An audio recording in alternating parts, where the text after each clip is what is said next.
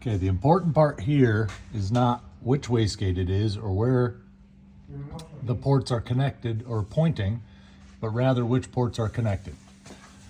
So on this Turbo Smart, they have water cooling, so you can disregard the one that's got the little water sign on it. We don't water cool those are plugged. The top port and the bottom port are the most important. The bottom port is how you regulate boost without an electronic boost controller, Since there is the same ports on this side that everything's connected to, which I'll show you in a second, we have these capped off. So the line goes to the bottom port, the port closest to the heat. That is the line that you are going to connect up top where you need to connect the bottom port. The top port, which is up there on the aluminum top cap, that is the port you will connect to the electronic boost control solenoid. So the most important part is to make sure that this side is capped because you can't have any leaks or it won't function. And that the bottom port and the top port are labeled properly, so that way they connect properly up top and you do get proper boost control. On this one, we ran it up over the heat shield. Sorry, let me get back a little bit. Up over the heat shield, up over there, zip tied it to some brackets, and then we will pull it tighter up top to get it completely away from the heat. See if I can get another angle up here. It's pretty tight in all these pipes, so it's hard to get the angle.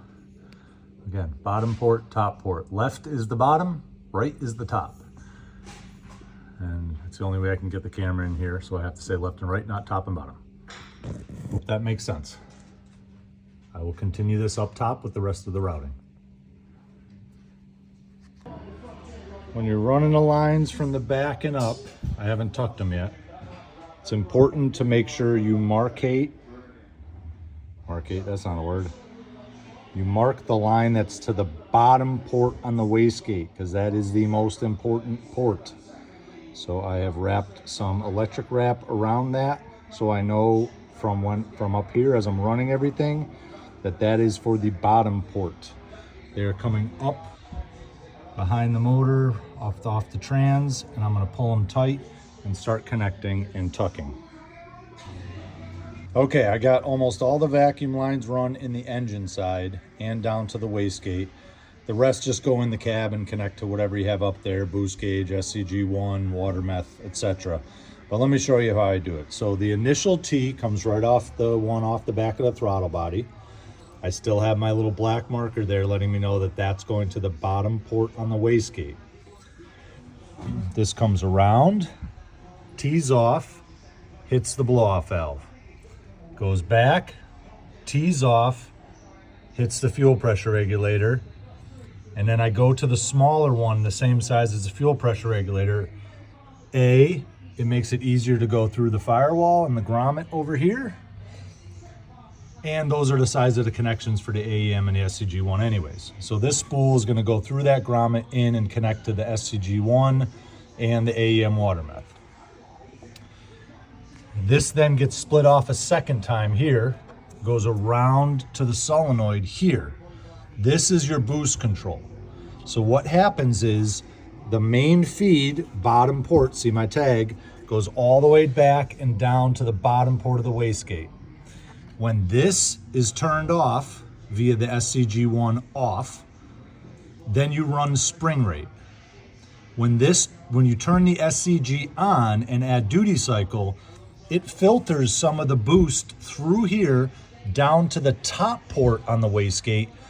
And so let's say if the spring rate's 5 or 4.5 PSI and you're trying to get 7, well, this is gonna send 2.5 PSI to the top cap, essentially equalizing that pressure. So mechanically the wastegate thinks it's still opening at 4.5, but boost to the motor is actually going to be 7.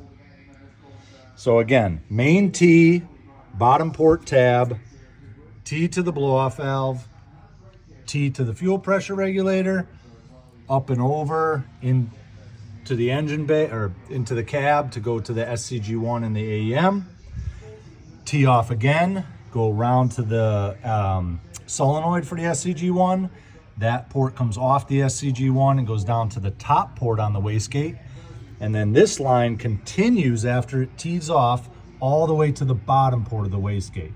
Again, so when you have that shut off, you're running spring pressure off of what the motor is seeing for boost. So if the motor is seeing 4.5 PSI, it's gonna send that down here all the way to the bottom port, push on the diaphragm and open up the valve to vent exhaust around the turbo, stabilizing or maintaining the 4.5 PSI boost level. When you turn the SCG on, it's gonna divert some of the boost around through the solenoid all the way back down and to the top cap to whatever you have set for the duty cycle.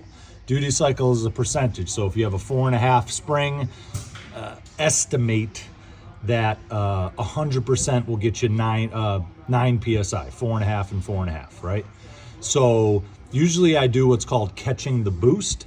That's where I'll do, let's say, a quick blip at 20% duty cycle, a quick blip at 30%, and see at what percentage I start to actually gain control over the boost. I call this catching the boost. And then from there, it's much smaller increments. Let's say you catch the boost at 30 PSI, at 30% duty cycle, then you'd want to go up to, say, 35 and see, and then 40, and then you're dialing it in much smaller increments to get to the boost level you want. Hopefully that helps you guys on the vacuum routing. Again, if you have any questions, you can always contact us. We're always here to help. Thank you.